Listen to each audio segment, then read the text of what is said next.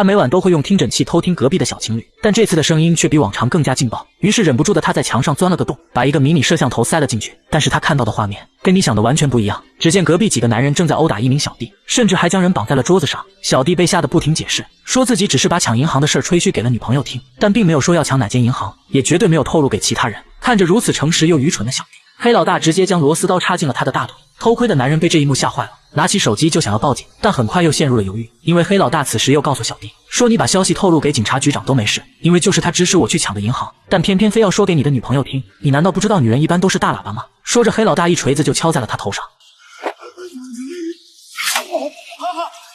虽然男人被黑老大的狠劲吓到，但同时他也无比兴奋，因为自从那场车祸之后，不仅让他失去了妻子和女儿，还失去了一副赚钱的双腿，就连自己心爱的狗生病，他都没钱去给他看兽医，只能选择给狗执行安乐死。而现在得知了他们要抢银行的消息后，男人自然不想错过这送上门的发财机会。经过一晚上的深思熟虑，他最终决定来一场黑吃黑，劫匪去抢银行，他则要抢劫匪。通过几天的偷窥下来，他已经彻底搞清了劫匪的所有计划。他们的目标是男人家旁边的银行，黑老大想要以挖地道的方式进入到银行的金库下面，然后再利用一辆轮滑车转移钱财。而这一段路程刚好经过男人家楼下，所以男人在地下室也挖了一个洞，入口就在地道的正中央位置。只要运输钞票的小车从这里经过，他就能趁机捞取一笔过路费。而为了万无一失，他每天都在练习这项技能。但随着劫匪行动的时间越来越近，发财的日子马上到来时，监控里的一个女人突然打乱了男人的计划。她是黑老大的女朋友，也是男人家新搬来的租户。一开始男人并没有要出租房子的打算，但耐不住小美的不断恳求，况且他还带着个孩子，心软的男人就勉强答应了下来。起初小美对男人相当不错，每天主动帮他收拾家务，还给他庆祝生日，时不时再跳上一段钢管舞，弄得男人每晚都燥热难安。而恰好隔壁黑老大又和小美深夜见面，这才导致男人有了偷听的行为。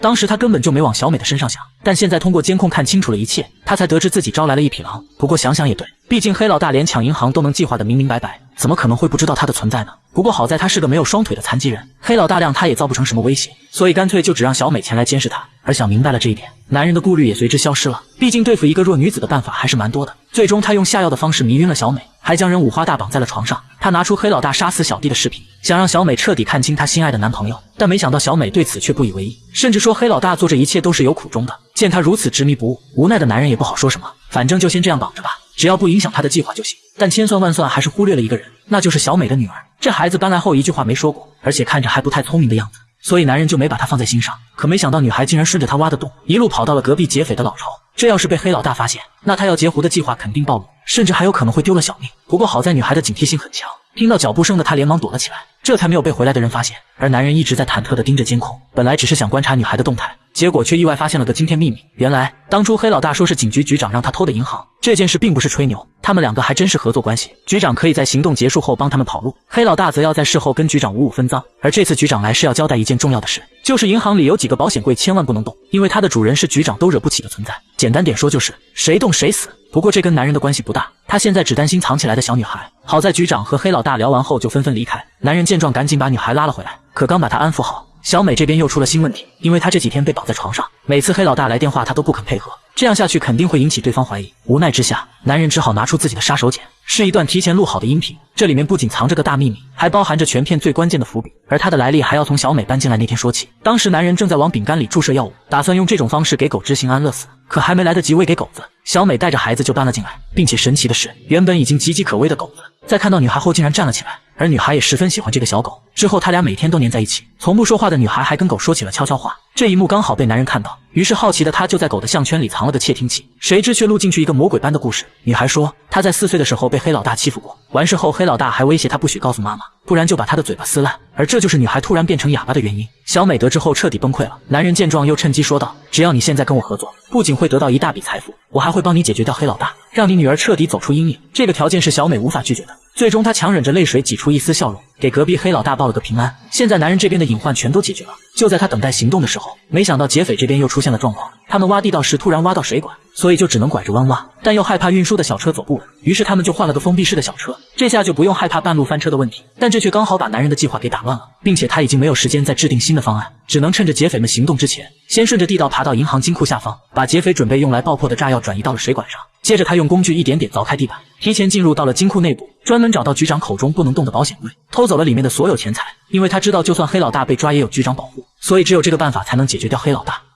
很快到了劫匪们行动的时间，他们上来就引爆了炸弹，然后迫不及待地钻进地道。可来到金库入口时却傻眼了，这一看就不是被炸开的。另外他们还发现了被动过的保险柜，虽然心中充满了各种疑惑，但此时也没工夫纠结这个问题，毕竟留给他们搜刮的时间并不多。可刚刚运走一小车钞票，劫匪突然听到了水声，下去一看，地道里的水管竟然正往外渗水，并且裂口还在逐渐扩大，再不走就来不及了。于是胖子一边呼喊，一边向着老巢爬去，但水流实在是太急了，很快就灌满了整条地道，胖子已经无法再向前移动。而也就是在这时，听到呼救声的男人打开了地道的入口，并且把手臂递给了胖子。谁知胖子见状却呼喊起了黑老大，说他发现了个可疑家伙，吓得男人赶紧抽回手，死死压住了盖子。最终胖子被活活淹死在了地道里，只是愚蠢的他并不知道，黑老大早在察觉异常的瞬间就带着东西跑了。而剩下的2名劫匪因为当时过于贪心，晚了一步进入地道，虽然侥幸保住了小命，但也被困在了银行金库里，只能等待着警察救援。而与此同时，虽然男人对间接害死人这件事很郁闷，但现在如何保住自己的命才更重要。他知道警察肯定会调查他，于是就故意把地下室弄了个稀巴烂，然后主动到大街上寻找警察帮助，说自己家不知道为什么突然发了大水，让警察赶紧过去看一下。他想以这种方式尽快摆脱自己的嫌疑，而这招也确实起到了效果。警察简单查看了一下地下室，以为是劫匪爆破失误造成的混乱，见没有什么大的损失后就离开了。可谁知男人刚松了口气，又有一群自称是警察的人找了过来。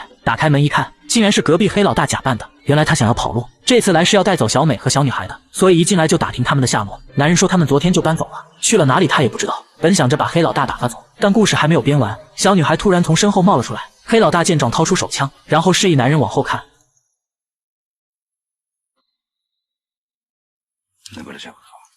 黑老大找到了床上的小美，但无论怎么都喊不醒她。这下就算黑老大再傻也知道不对劲了，他用枪把男人逼到客厅。而这时去地下室查看的小弟也上来了。虽然男人可以骗过警察，但却骗不了经常挖洞的小弟。他们一眼就看出那个入口是人为的，所以就算男人再怎么解释，接下来都免不了一顿暴打。而眼看着就要被打死，男人突然急中生智，喊出了一个劫匪的名字。